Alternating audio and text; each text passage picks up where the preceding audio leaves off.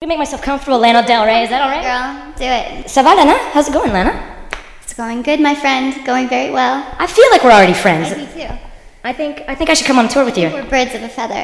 We Crazy are. birds of a feather. We are, we're crazy. Moi, je suis assez contente parce qu'on a battu l'équipe de Lana en hockey hier soir. I'm happy because we beat you guys in hockey last night. Haha, good for you. Yeah, plus, you're still ahead in the series. Don't worry about it. I'm also happy because you have a new album coming out, and I just had the extreme pleasure and honor of listening to 5 tracks from your new album, including West Coast. Yeah? And one that stuck out for me immediately, what was the first one they played for us, was Ultraviolence. Okay, that's good. Especially for one line, he hit me and it felt like a kiss, which Nice. is a line borrowed from a Carole King song, right? Well, I was referencing it, I think, from a Crystals song. I had no idea, I have to be honest, that Carole King wrote that song for the Crystals.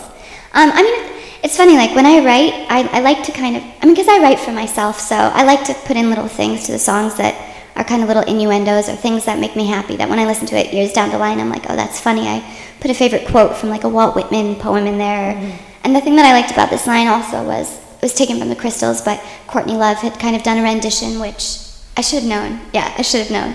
Who did a cover of that song? And I'm wearing my whole t-shirt. Exactly. That's serendipitous. I like that. Courtney Love's a big inspiration. I think about her a lot. I talk to her, and Do you really? I do. I talk to her. I just went and saw her show at the Troubadour, and then she was playing in London. And yeah, I mean, so for me, like, when I put something into a song, like, it's not always that literal. Obviously, that line is going to have some negative connotations for our friends out there, some of our female friends out there. But, I mean, in a way, like I was just saying, I was more expressing, like, a passion. Like, I just really enjoy, like, a relationship that has a strong physicality, strong chemistry. And, I don't know, yeah, and I liked that there was kind of that double reference in there. So. Well, it is a double reference. I mean, it's not for nothing that, Courtney's a very, very confirmed feminist. Exactly. And she covered that song. Exactly. And, like, some of the time, I realize when I say things, like, because I'm not that sarcastic, like, by nature, a lot of things I say are sort of taken super literally. And, for me, there's always, like, a lot of different meanings behind some of the lines. And obviously, that's one of them. But that's a great thing about a pop lyric, that it can be read different ways. Yeah. And it's interesting, that hit me right away. There we go, double Double again. Because I was already wanting to talk to you about Carole King before. Wow. Because Young and Beautiful really made me think in the lyrics of Will You Still Love Me Tomorrow? Also written by Carole King. Got it. Did you have that kind of thing in mind when you wrote it? I mean, I think when I write a song like that, I definitely always...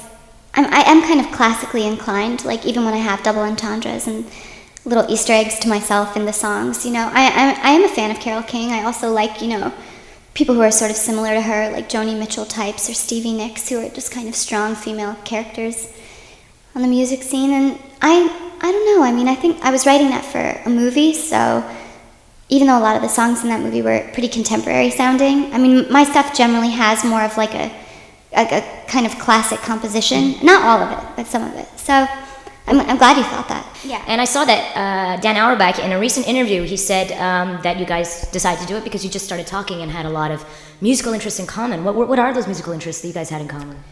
I mean, we liked a lot of the stuff from the 70s. I was telling him about the Eagles and Bruce Springsteen. I think he might be more funk inclined, but I'm not 1,000% sure. I mean, I know he really likes his soul music, and I think that we just kind of had the same vision for the record in mind, and we had a natural chemistry when we met. Like, I thought I was done, but it was kind of unlike me to work with someone I never knew, because I've worked with the same guys for the last 2 records. Yeah.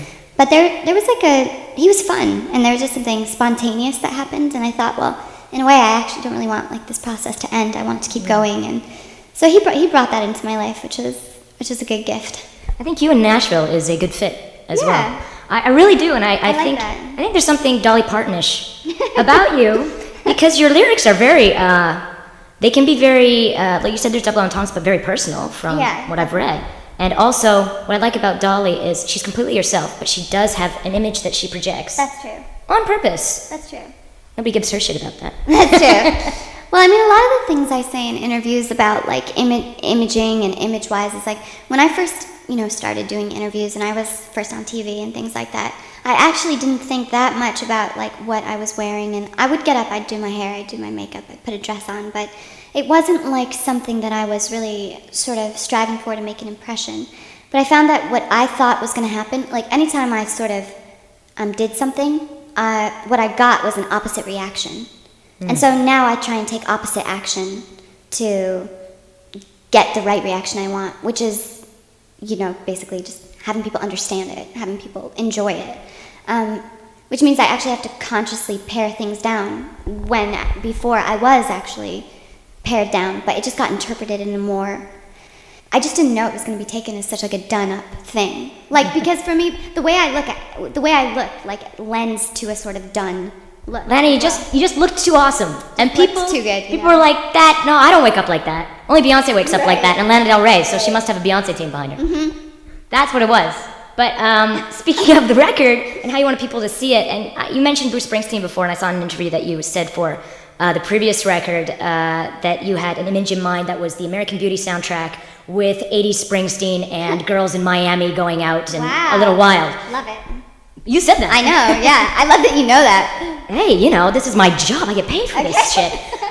So how would you describe similarly the new album, Ultraviolence, if you had to put that imagery on it? I mean, I think it has a Pacific Coast feel to me. I think it's guitar-driven, guitar-heavy.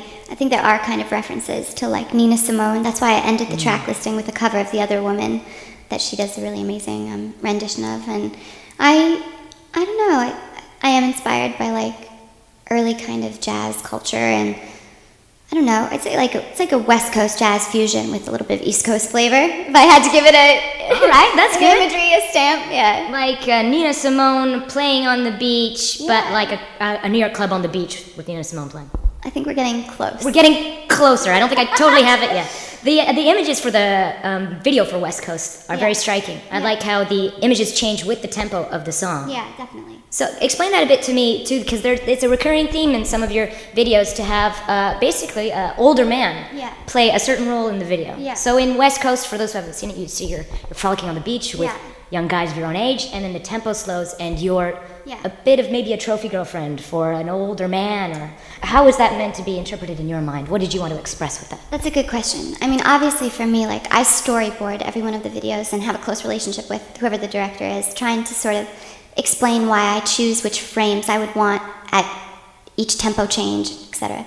And I'd never worked with Vince Haycock before, and basically, like, with this whole record, what I really wanted to do was, I felt like it was a necessity to sort of not take things as seriously, pare things down a little bit. And so I wanted something that was like in my mind, I think the video could have been shot a little bit closer to what I was trying to express, which was like the verse, because the verse has like this kind of consistent, normal beat. I wanted that to be paired with like these images of me on the beach, which is how I usually am with my friends, in my leather, stuff like that, just the way things really are, but maybe a romanticized version. Okay. But then when the tempo slows down, it was supposed to slip into this more like surreal dream scene with a vision of how I genuinely like things to be. And for that reason, I wanted Mark Mahoney to be the person by my side, because he's the biggest inspiration in my life. He's my tattoo artist, also an amazing tattoo artist. He did like, Biggie and Tupac in the 90s. And for me, like, being in LA, moving there, not really knowing anyone, just knowing that he worked up the street on Sunset for some reason made me feel a lot less lonely.